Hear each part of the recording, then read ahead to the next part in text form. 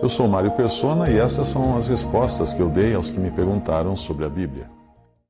Não existe algo que mais desonre a Deus do que uma pessoa achar que possa ser salva por merecimento. Uma pessoa achar que a salvação seja uma recompensa por seu bom comportamento. Isso é uma afronta medonha contra Deus e contra o sacrifício que Cristo consumou na cruz do Calvário, o sangue que ele verteu ali. É como se olhasse para aquele crucificado e dissesse assim: ok, tá tudo bem, mas eu não preciso desse crucificado, eu posso eu mesmo me virar e encontrar o caminho da minha salvação, porque eu sou uma pessoa justa, uma pessoa boa, uma pessoa religiosa, nunca fiz mal para ninguém. Tá, Paulo também era assim. Paulo era assim, então, mas ele precisou se converter. Ele precisou crer no Salvador. Ele precisou reconhecer a sua nulidade, a sua incapacidade de se salvar a si mesmo. Então, para advertir-lhes a alguns que não ensinem outra doutrina, nem se deem a fábulas. Aqui tem algumas coisas tão importantes também. O que são fábulas? Fábulas são historietas, são lendas. A outra versão diz fábulas também. Deixa eu ver se tem alguma outra versão aqui. Fábulas também. Fábulas, todas elas dizem fábulas, né? Fábulas. O que é uma fábula? O Chapeuzinho Vermelho é uma fábula. Uma historinha de mentira. Uma historinha que não tem uma realidade por trás dela. Não tem consistência. E hoje, o que mais existe são fábulas no meio da cristandade. A começar por aquelas visões de Maria, visões de santo isso, santo aquilo. São fábulas. São fábulas, não são realidade. São fábulas, são historietas, que são contadas na tentativa de confirmar a fé de alguns, mas acaba confirmando a fé de alguns, não na verdade, mas na mentira. Na mentira. É que nem você assistir um filme do Super-Homem e achar que pode pular pela janela e sair voando. É uma fábula. O filme do Super-Homem é uma fábula. É muito bom para a gente se divertir, para a gente se entreter, passar o tempo, mas não é a realidade. Agora, o que acontece é que muitos cristãos não estão satisfeitos com a realidade que é Cristo. Para eles, a história da crucificação, a história da ressurreição, as profecias que falam da vinda de Cristo para esse mundo, não são muito emocionantes. Então eles têm que se apegar àqueles vídeos de teorias conspiratórias, né, de fim de mundo, com lua vermelha, com chip, não sei de quem. Eles precisam se apegar a isso, porque essas coisas causam emoções. Então, o que é um conselho? Ao invés de ver isso, vá assistir Super-Homem, Batman, essas coisas. Você já sabe que é mentira. Eu, por exemplo, eu não assisto filme bíblico. Eu não gosto de assistir filme bíblico. Sabe esses filmes baseados na Bíblia? Eu não gosto nem de ver. Eu não gosto nem de ver porque, primeiro, eles são feitos por incrédulos. A maioria deles são feitos por incrédulos, pessoas que não conhecem o Evangelho, ou talvez conheçam apenas superficialmente ou apenas na mente, né?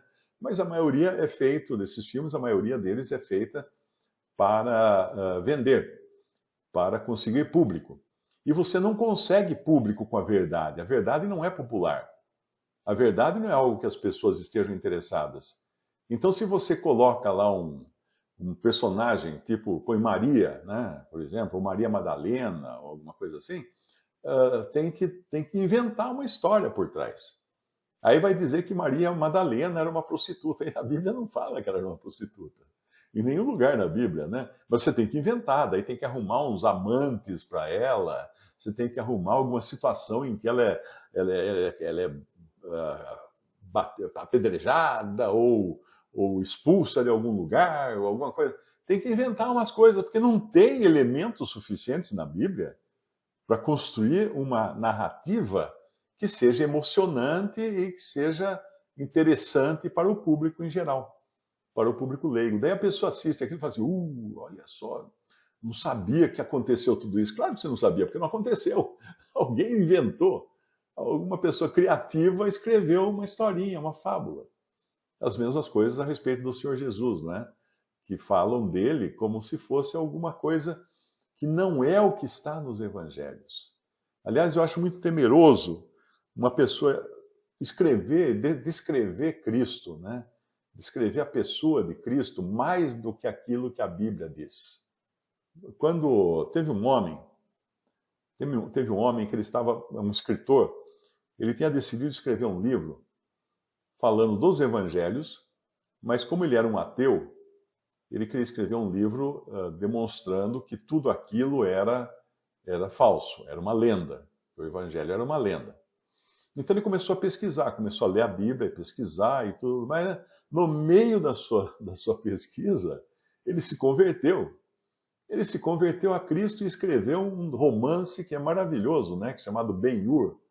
Ben-Hur é um romance que depois virou filme, mas onde ele colocou muito claramente, antes de aparecer o cinema, né, quando ainda existia só o teatro, porque ele viveu no século XIX, ele deixou muito claro que ele não gostaria que, se alguém fosse representar a peça do seu livro Ben-Hur em teatro, não podia mostrar o rosto de Cristo, porque ele reconhecia que era santo demais para ser mostrado numa outra pessoa. Um ator, por exemplo, representar o rosto de Cristo.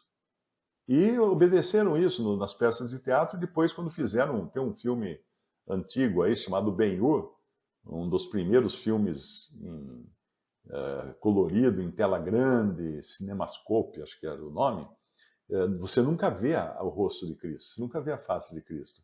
Quando aparece, ou ele aparece da cintura para baixo, ajudando uma pessoa que caiu lá, que está no chão, ou ele aparece para as mulheres leprosas, mas ele aparece com o sol por trás, então ninguém consegue enxergar o rosto, porque o rosto fica escurecido pela luz do sol que está atrás dele.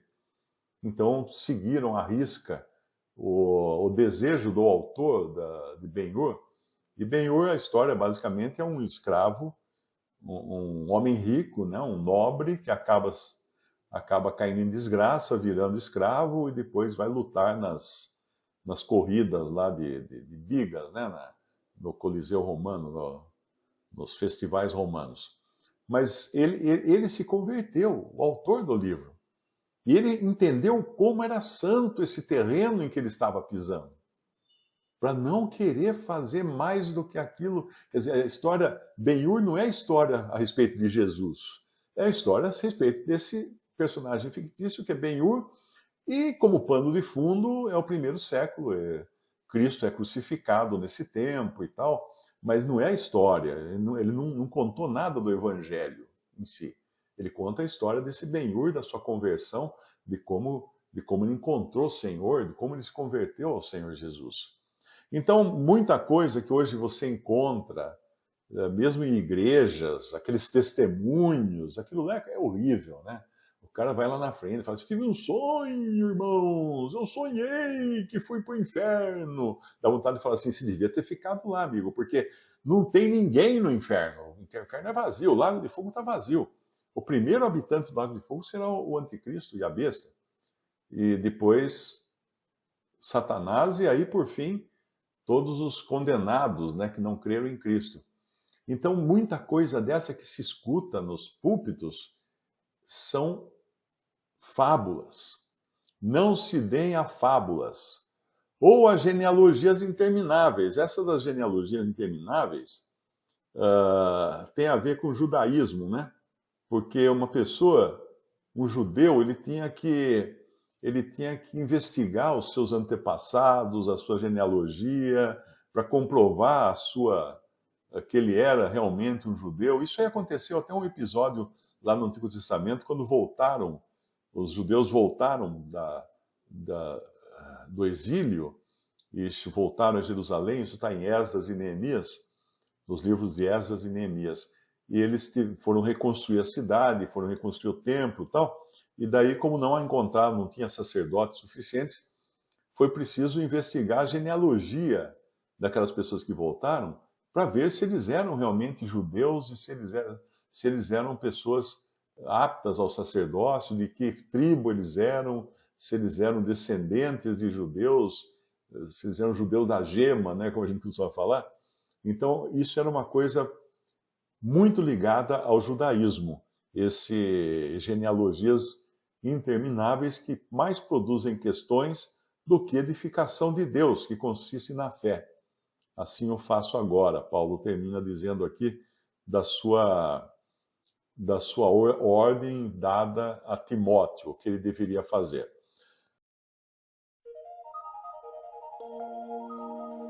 Visite o canal Respondidas no YouTube.